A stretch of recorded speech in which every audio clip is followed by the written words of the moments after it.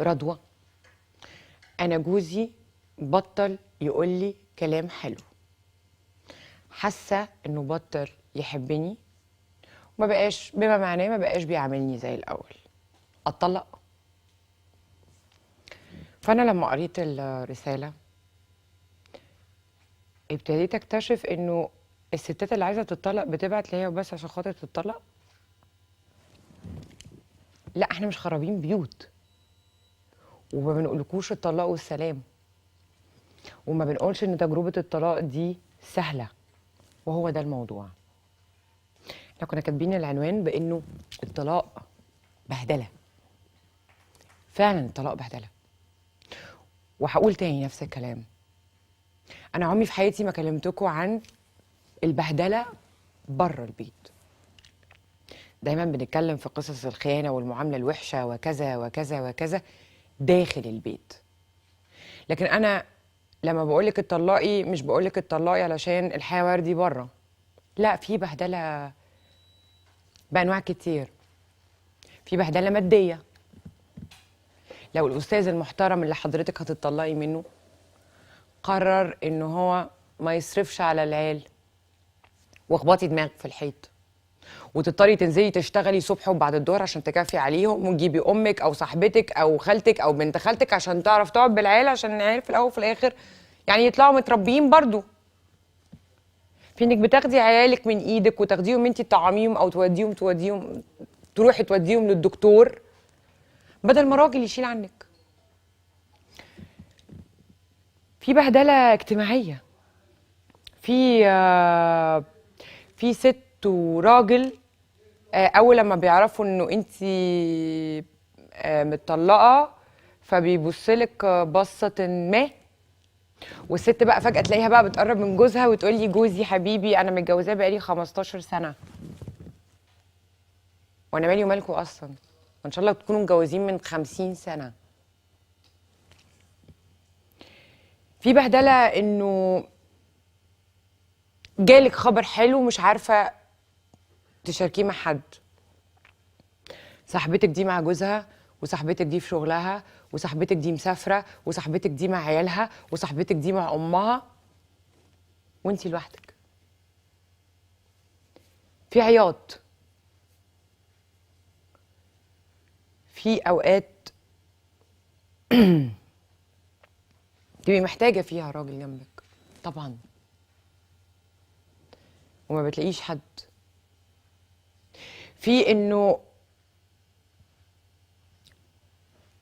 بهدله عاطفيه، انك ممكن تقابلي شخص تحسي ان الشخص ده فيه كل المواصفات اللي انت كان نفسك فيها، وان الراجل ده ينفع يكون ابو عيالك، بس لما تيجي تبصي لعيالك تقولي هم ذنبهم ايه ان انا اخترت غلط؟ هجيب لهم جوز ام؟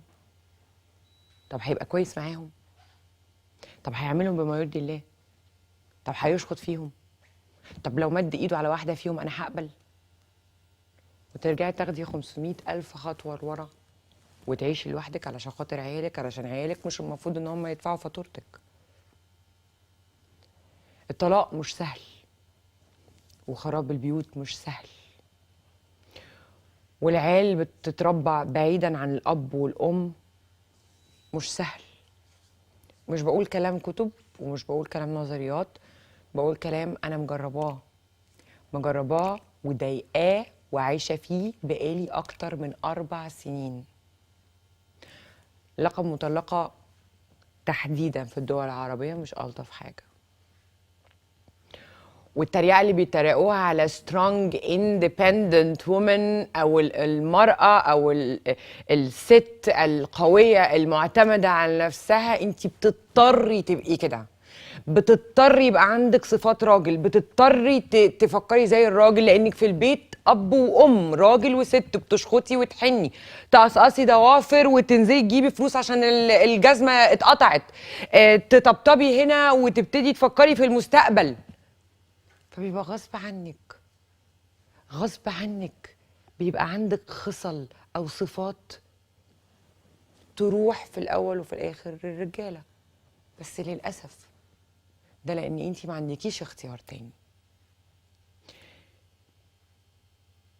فلا عشان جوزي ما قاليش كلمتين حلوين، ولا عشان ما طبطبش عليا النهارده، ولا عشان عندي مشكله مع حماتي بكره، ولا عشان معهوش امكانياته الماديه يجيب لي الشنطه ولا الجزمه، وصاحبتي ولا بنت خالتي جوزها عنده، اتطلق. لا لا، بره كمان وحش قوي، ولكن يغور كل ده وهو يغور قبليهم لو فيها جرح للكرامه، لو فيها اهانه، لو فيها مد ايد، لو فيها الفاظ، لو فيها خيانه، يغور. لو فيها مخدرات، لو فيها راجل بينزل يقولك انزلي اشتغلي عشان تصرفي عليا وعلى بيتك وعلى عيالك، او تصرفي عليكي وعلى عيالك، يغور. اللي انا بقوله كلام عكس بعضه، لكن هو انا في الاول وفي الاخر بقوله علشان انا لا عايزاكي تبقي مبهدله بره، ولا عايزاكي تبقي مبهدله جوه. يعني مش ما بقولكيش استحملي، ما بقولكيش استحملي انه هيضربك النهارده، ولا الحاجات اللي بتتبعت لي دي بتاعت انه طول النهار يقول لي يا كذا يا كذا، يا اللي مامتك كذا، يا اللي باباكي كذا، يغور. البهدله بره بقى ارحم.